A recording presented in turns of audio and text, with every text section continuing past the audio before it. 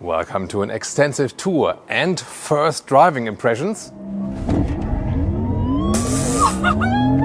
of the new Porsche Taycan. This extensive update, which will count here for the normal sedan, for the Cross Turismo and the Sport Turismo. The Sport Turismo is the normal estate, the Cross Turismo is crossover estate, and of course the very base Taycan, so to speak, different versions. This is indeed a base Taycan. This is here a 4S. This is a turbo, and we'll also have the Turbo S for you. Everything you need to know about the updated Taycan. Here was Thomas Autogefühl in 4K, full screen, full length. Let's go. First of all, updated battery, updated range and efficiency, updated power, more power than before. So everything has been enhanced even further. And just visually, we can see some updated things in the lower part, so different graphic in the lower part, updated headlamps, matrix LED is now standard. Optional, you get HD matrix LED, the ones we can see right here. The HD matrix LED has an even more elaborate high beam function where you can individualize the single parts, and you can also have some projections on the ground. So the look from the exterior, a little bit sleeker. This is here the so-called shade green color. If you look from distance, like, what is this green? But if you look a little bit closer and also from the side profile, then you can indeed see that it is some green nuances. Here the Sport Turismo, this is the so-called new color Provence, also a very interesting one. We've recently seen it also with the all-new Porsche Macan electric. And then we have here the Turbo Cross Turismo in oak green. Yeah, more, I would say, like a British racing green style or something. What do you think about that? Well, as for the side profiles, we have to say they also give some new wheels and also with some efficiency upgrades. These ones here are, for example, 21-inch wheels. They're taken from the Porsche Mission E, the concept car that was preceding the Taycan.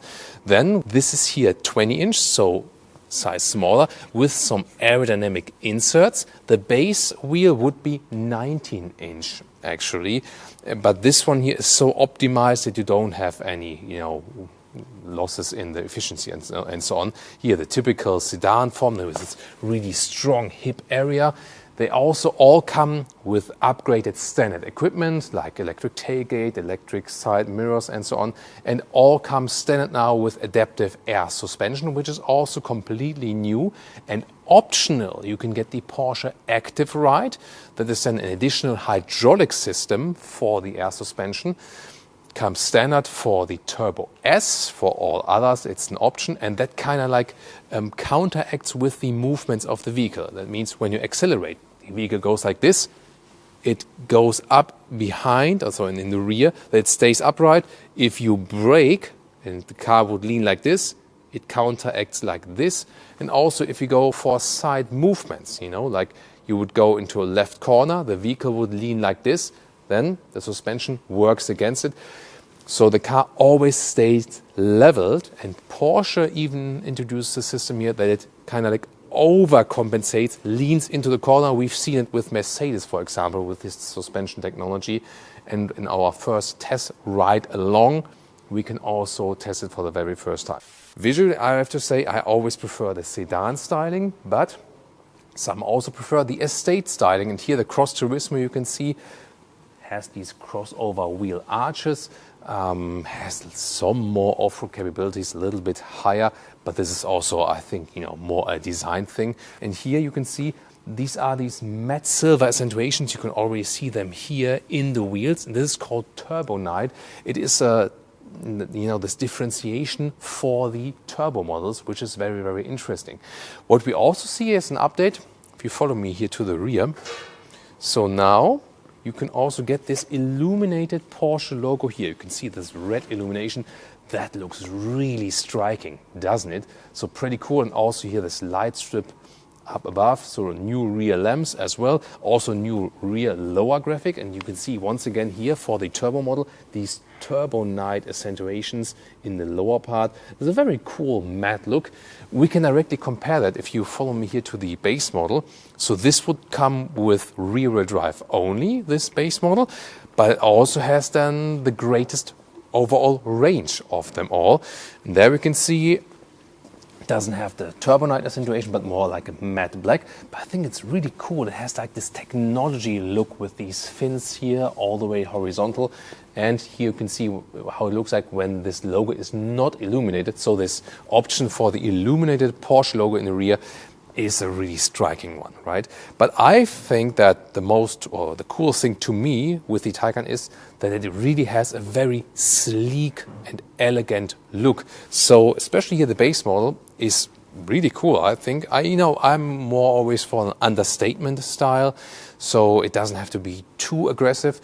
And that's why I think a base model fits the Taycan already very, very well. What do you think? Tell me in the comments.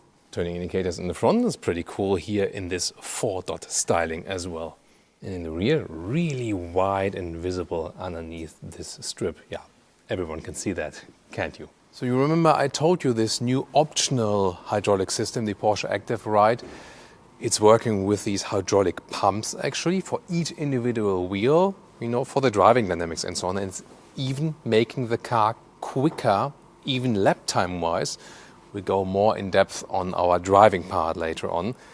But there's another function that's actually pretty impressive, pretty cool, and has never been that quick. And that is the entry help. Look at that. When I open the door,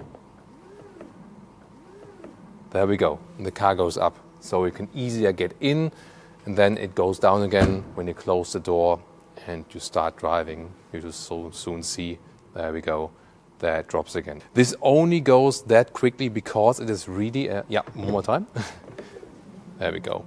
Only works that quickly because it is actually a hydraulic system. So, there are other cars that make that over the air suspension only, or for example, maybe like for loading in and out things in the trunk.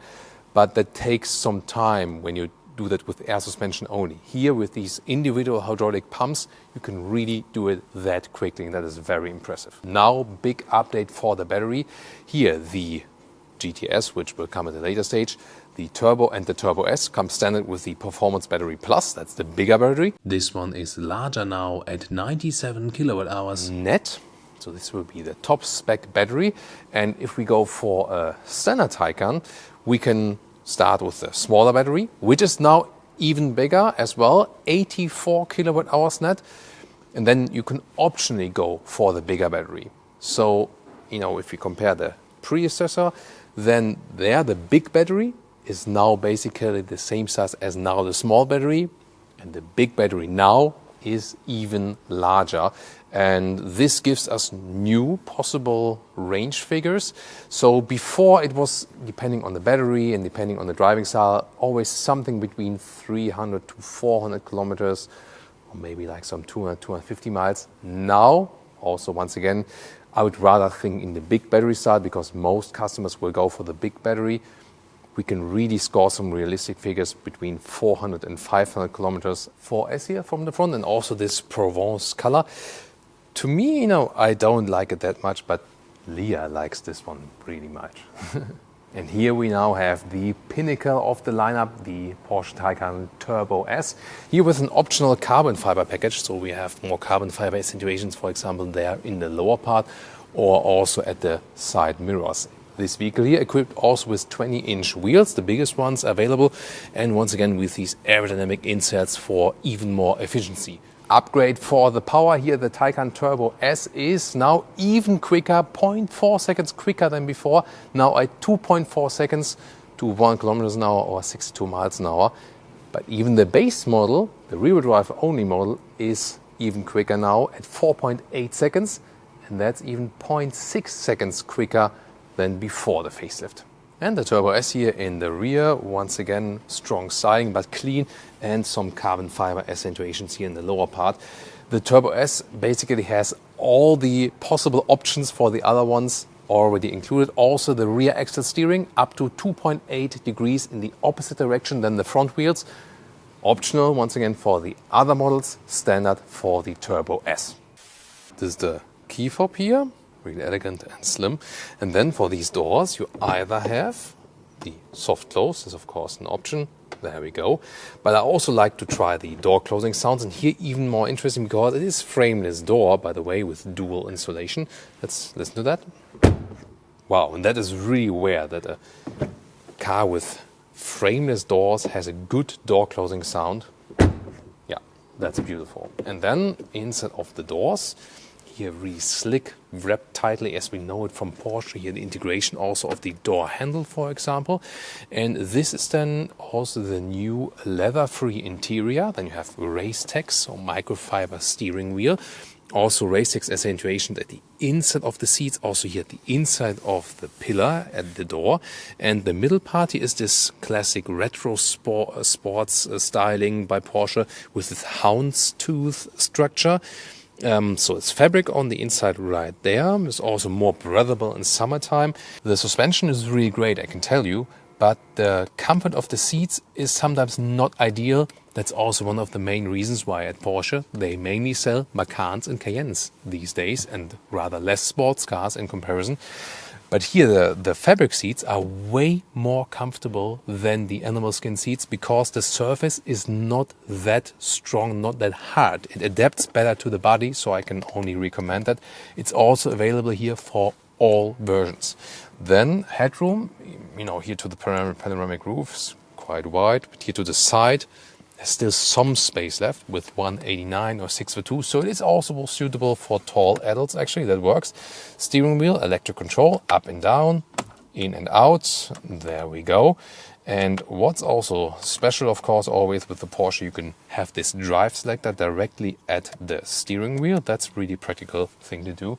This panoramic roof here, by the way, is also, depending on the version, if you have it, available with an electrochromatic shade. And if you have this electrochromatic roof, you can slide, for example, here in the screen. You can even see the reflection already in the screen. Wow, that looks really impressive. Interior cockpit overview with the typical Taycan setup here, the digital instruments in the curved way.